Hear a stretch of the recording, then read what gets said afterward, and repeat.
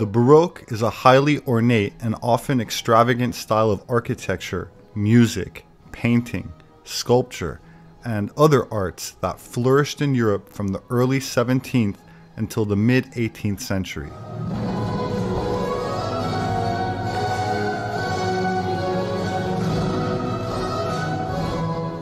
It followed the Renaissance style, with great innovations in dance appearing in the 17th century, originating at the French court under Louis XIV.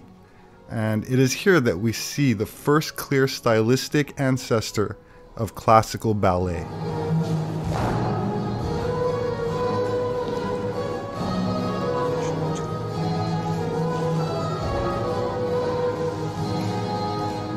Louis XIV was a major influence in the development and promotion of Baroque dance. Even at the age of 14, Louis was an accomplished dancer as the sun god Apollo, an image that he was to cultivate throughout his life.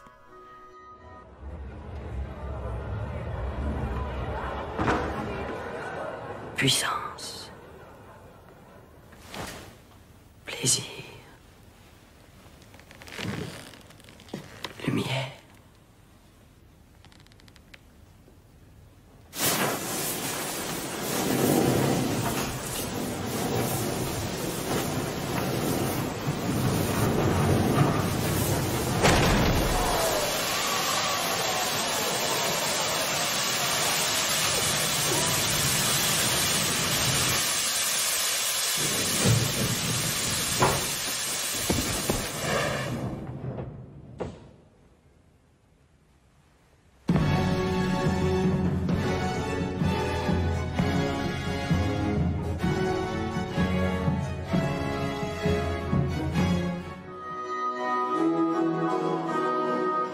During the 17th century, dancing had not only a great social importance, but could also carry political importance. Although celebrating traditions with masquerade balls had been around since the 14th century and all throughout the era of the Renaissance, masked balls did not really come to Europe until the 17th century. Hiding one's identity is the theme behind wearing masks at masquerade events, and particular masquerades were for the wealthy and posh, which required an exclusive invitation to participate. There was a strict code of conduct and behavior which had to be followed, and everyone had to come in full costume.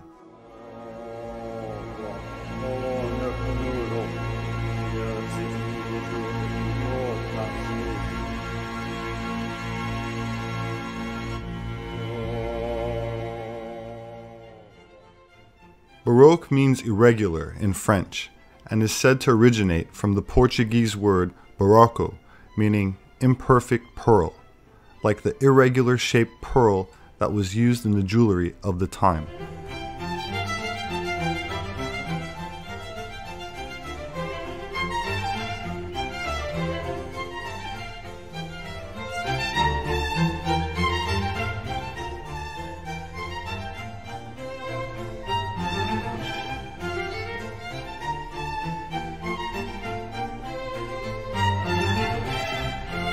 The Carnival of Venice is an annual festival held in Venice, Italy, that ends with the Christian celebration of Lent, 40 days before Easter, the day before Ash Wednesday.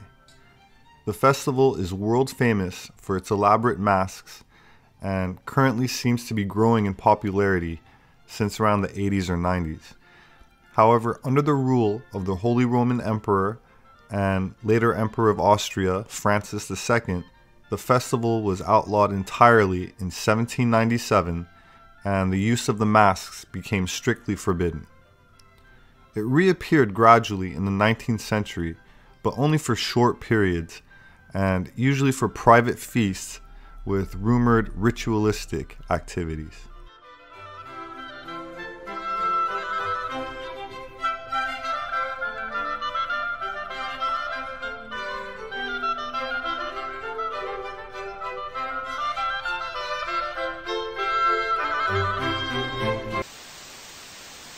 Did Did you know Stanley Kubrick filmed his famous movie Eyes Wide Shut inside the Rothschild family's country estate?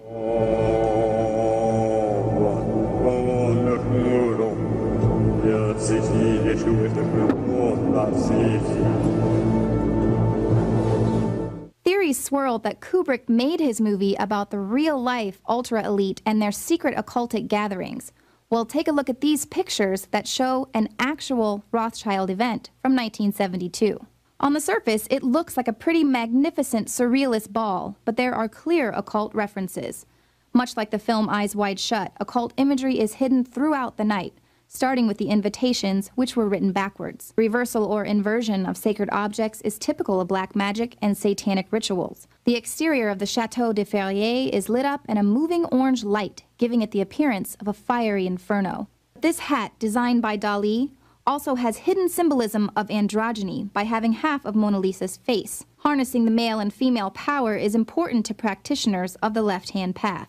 And although Dali traditionally paints ants and grasshoppers in his paintings to evoke death, decay, and trauma, this work of art has scarab beetles, which symbolize the Egyptian mysticism of Osiris, the Sun King. This guest's costume resembles the famous painting Son of Man by Magritte. Both the apple and the eye of Horus symbolize the forbidden knowledge of Lucifer in the Garden of Eden. The hostess, Marie-Helene de Rothschild, is seen wearing a giant horned head, crying real diamond tears. Is this a representation of the sacrifice to Baphomet, who will share wealth and riches only after sacrifice? It's not exactly clear when in 1972 this party took place, but from the look of the decorations and the menu, it's definitely a fertility ritual. The dinner table serves dismembered dolls and cracked skulls. For dessert, a human sacrifice in a bed of roses. The rose, of course, is a symbol used by many secret societies, and it represents virginity, fertility, sexuality, and immortality, as well as silence and secrecy. Here's Salvador Dali, who helmed the Surrealist movement. At first, this could seem like a Surrealism party in his honor, but consider the aims of the Surrealism movement itself, to resolve the contradictory condition of dreams versus reality, and allow the unconscious mind to express itself. Occult imagery is very real, and it's everywhere, in movies, television, music, and fashion. The power derived from these occult symbols and imagery is very real to the elitists that congregate in their separate reality. So shall we burn thee once again this night, and in the flames that eat thine effigy, we shall read the sign, Midsummer sets us free. Ye shall burn me once again.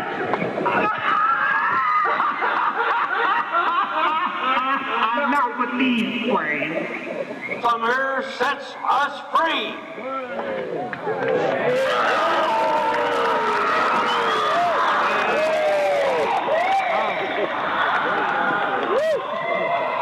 And that is just the tip of the iceberg. The elites are riddled with perverse secret societies that are obsessed with harnessing the power of dark forces. For over 100 years, Skull and Bones members have included a president, vice presidents, Supreme Court justices, congressmen and senators, captains of science and industry, the very best of America. Their God is Lord, their advisor, their better. There's the public perception of the occult, and then what is actually happening. It's fantasy and folklore versus the real, intangible, dark power that the elite are able to harness by being practitioners of the occult. And it's this very art and imagery that we see over and over again, that it's just the expression of their dark souls. From over the course of the 12th and 13th century into the 14th century, a form of evil which is directly traced by the Venetians themselves to the ancient Canaanite city of Tyre had arisen to great power in the north of the Adriatic Sea, the city of Venice, which has been in recent time, until he moved to London, the residence of Satan on earth.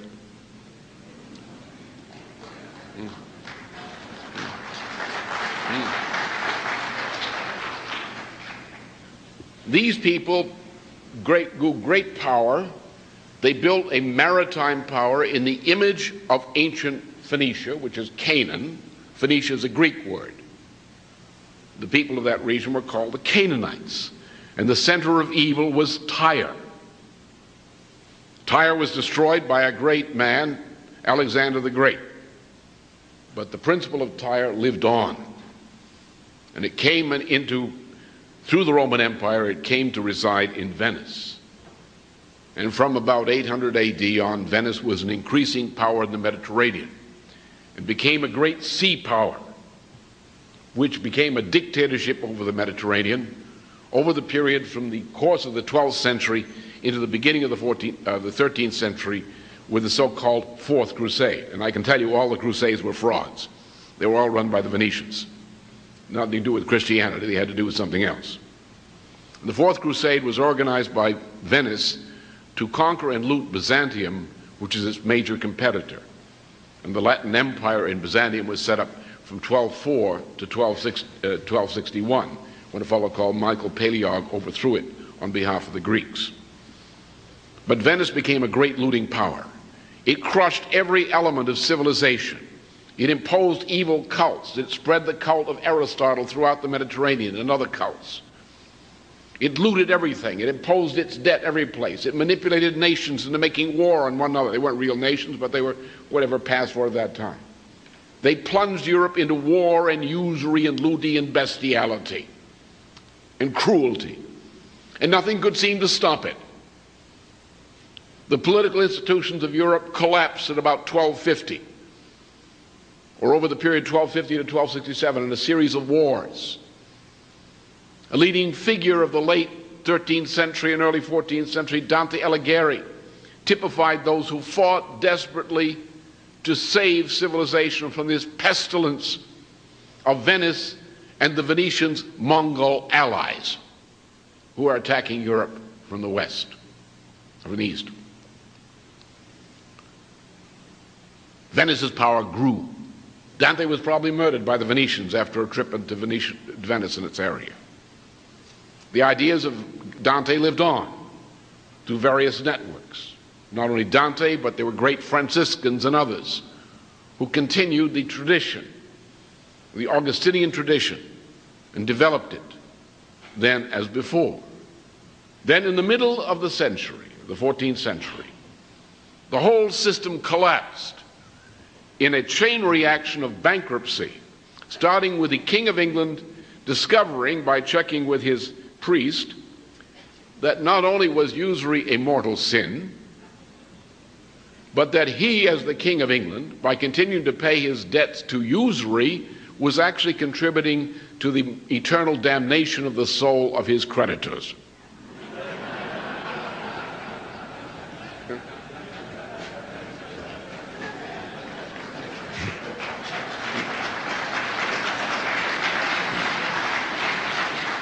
So the King of England repudiated his debts to the houses of Bardi and Peruzzi, which were Florentine-based, but they were key bankers of the period, who had looted every part of Europe through this bank. It's very much like the IMF conditionalities today.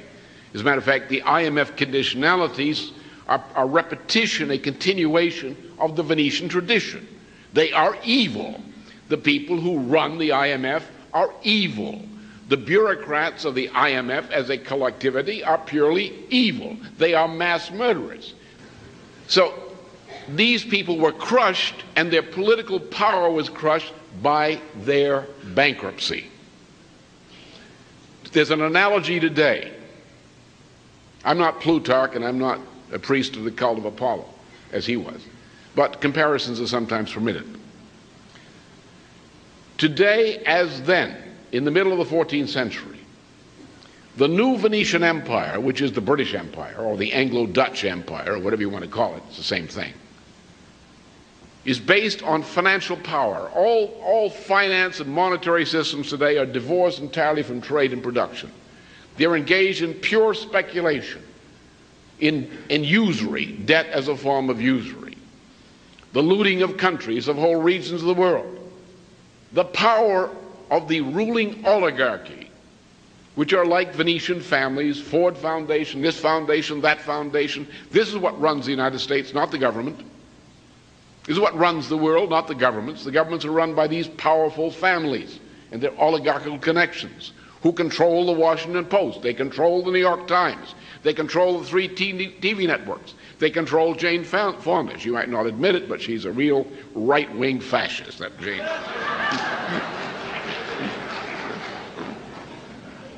They are looting the world. They have great power. People are afraid of them. They're afraid of the press. The Congress is afraid of the press. The Justice Department is controlled by these families. Everything is rotten is controlled by these families. We say, well, what if these people suddenly lose their financial power? What if these banks go bankrupt? What if the IMF is liquidated? What if the international monetary institutions don't function? What if there's no facility by which these institutions can exert their power over society? Something like that which happened during the 14th century, the so-called Dark Age. In 1000, the Byzantine Empire underwent a fundamental crisis. That was the period when Venice started to take over more and more of Europe, and eventually the power center shifted to the financial oligarchy in Venice. So then in 1066, the Normans took over England, and the Saxons got defeated, and then eventually Venice for a very long time remained the power center of the imperial structure. So you are really looking at a succession of different empires.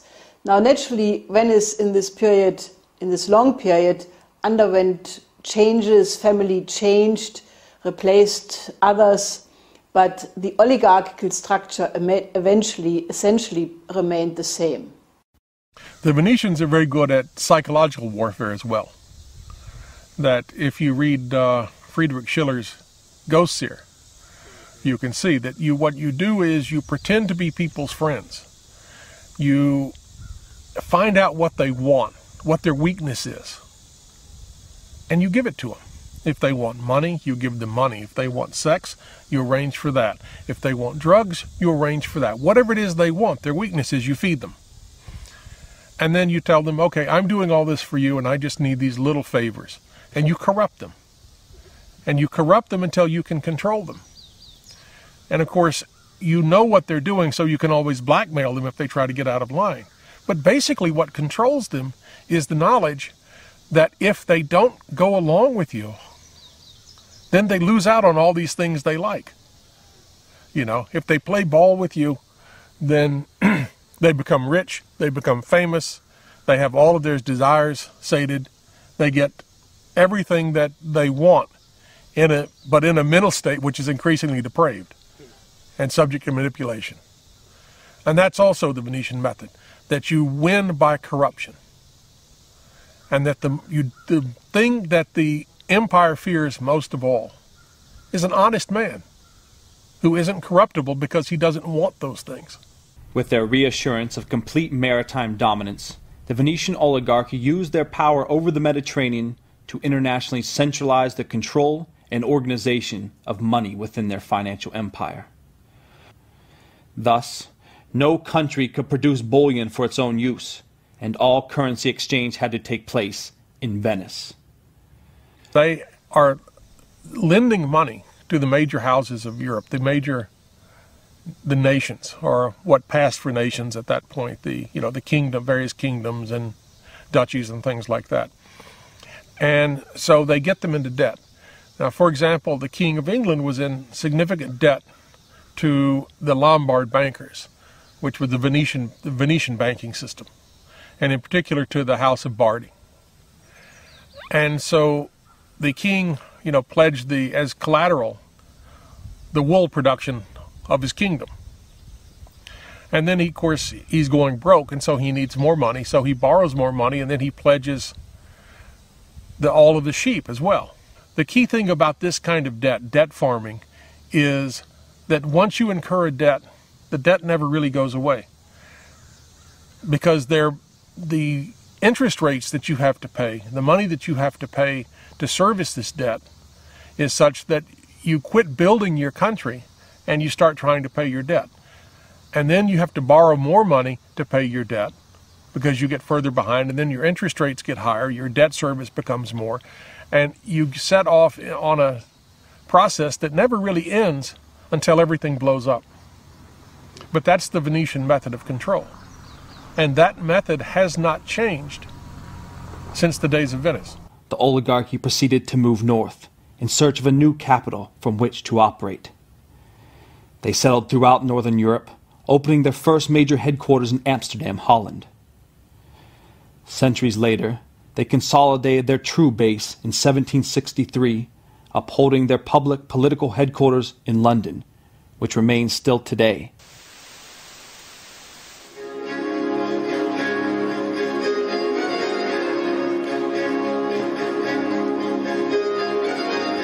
My name is Robert Sepper. Thank you for watching, sharing, subscribing, and don't forget to leave a comment. See you soon.